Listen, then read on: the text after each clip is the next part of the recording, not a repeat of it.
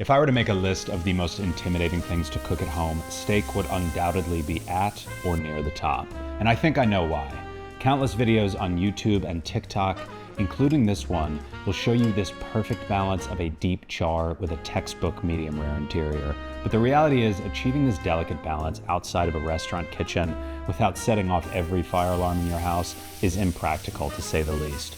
So in this video, I want to take a deep dive into restaurant steaks are and likely will always be better than those you cook at home. But most importantly, why you shouldn't let that stop you from making steak at home. So I'm going to cover the things you actually need to pay attention to when you're cooking it, a few of my favorite things to eat with it, which in the particular case of this butternut mash involves a technique that is both primally simple and low effort, but arguably creates the best natural butternut flavor you can get, as well as a few essential and simple techniques that are used in the best kitchens to level up every steak. So let's dive right in. My two favorite cuts to cook at home are strip steak and skirt steak. And there are a few essential differences between these two cuts that illustrate any type of steak you may buy, which I'm going to cover in just a moment, but let's start with the strip. With a thick cut like this, I seasoned it heavily with kosher salt. Sometimes you'll see people pre-seasoning steaks and letting them dry brine, but I personally don't do this with steak for a simple reason I'm going to cover momentarily. A very thick cut like this is the most straightforward type to cook.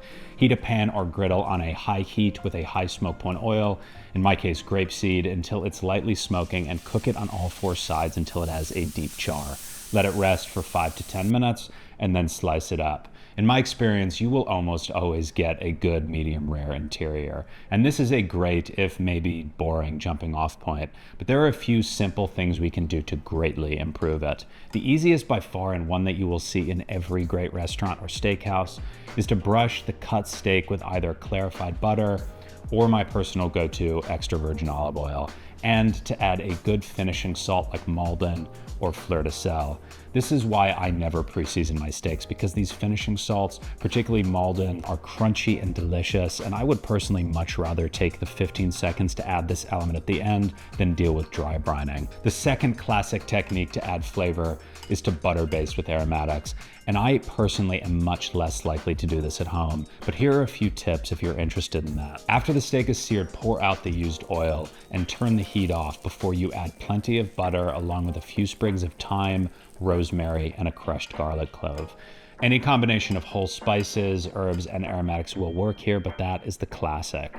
I will do this whole process with the heat off because you're really just looking to melt the butter and possibly lightly brown it. It is a vehicle for the herbs and aromatics, and it is very easy to overcook the meat doing this.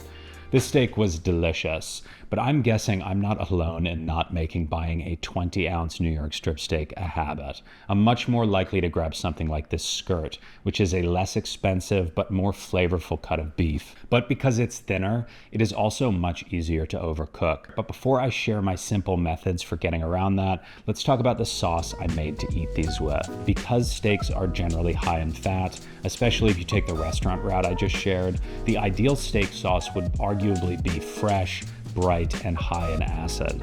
My personal favorite is the Italian salsa verde, which is the daddy of the much more popular chimichurri. The technique is the same and it provides the same kick, but the flavors are slightly more complex. I added 70 grams of parsley tops, or 2 bunches, 5 grams of anchovy fillets, 22 grams of capers, and 4 grams of salt to a food processor and spun it until it was a green paste.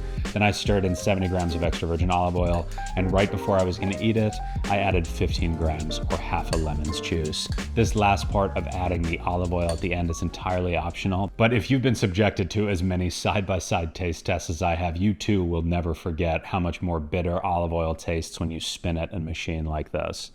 I don't know about you, but I will take a perfect medium rare steak with a lightly browned exterior over a well-done steak with a deep char any day of the week. And this, I think, is the hang-up with cooking cuts like skirt steak or any of the standard thin supermarket cuts you'll find. The internal temperature is always going to be more important than getting the outside very charred, but how do you get any browning without overcooking a steak like this? The way you would do it in a restaurant is with extremely high heat and a very fast cooking time. But at home, all that's going to get you is hearing what every single fire alarm in your house sounds like at the same time. But I have a very simple solution, and it lies in spice rubs or marinades. I did a video on blackening spices, which I'll leave a link for if you want more information. But the only thing you need to know is that browning any meat involves a chemical reaction called Maillard. But if sugar via a marinade or spice is used as well, an additional chemical reaction called caramelization will also occur. Practically, there are a few differences, but the most important one is that caramelization happens much faster at lower temperatures. So if you add a spice rub like a blackening spice, or even one of my favorites, just paprika, or a marinade that is high in sugar like bulgogi, easily the greatest of all the steak marinades, your steak is going to brown much faster. In the case of the spice rub, liberally dust both sides of the meat and cook it in a neutral oil over a medium-high heat for about a minute per side. Let it rest and enjoy. For the marinade, the approach is the same, and the particular recipe I used is 12 grams of garlic, 12 grams of ginger, 5 grams of scallion whites, 60 grams of sugar, 10 grams of sesame oil, 200 grams of low-sodium soy sauce, and 20 grams of sherry vinegar. I let this marinate for 30 minutes, patted it dry, and then cooked it the same way I cooked the spice rub steak. Any of the steaks I cooked today will go perfectly with this butternut mash, which is a takeaway from my wood fire days and has the benefits of being remarkably simple, incredibly delicious, and definitely a technique you will not see every day.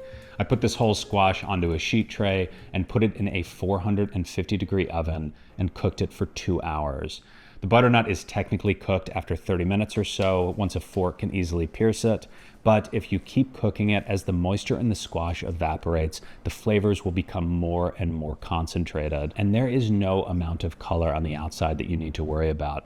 I spent a number of years working wood-fired and have seen some squashes that were burnt to a crisp, but because of the amount of moisture in the interior, it will only get more and more delicious. Once that's out, I let it cool down, split it in half, got rid of the seeds, and then scooped out all of the flesh into a bowl. This I seasoned heavily with olive oil, salt, and Coleman's mustard powder. If you're looking for exact numbers, it was 580 grams of cooked squash mash, 30 grams of olive oil, 10 grams of salt, and 4 grams of mustard powder. This is a sweet, slightly spicy, incredibly delicious butternut preparation, and I highly recommend you trying it. It will work with almost anything. There are actually a number of things I wanted to get to in this video, like an overview of steak temps, collagen content, and delta T, but I think those are topics that may appear in future videos. But anyway, that's all for me on this one. Thank you for watching, and I will see you soon.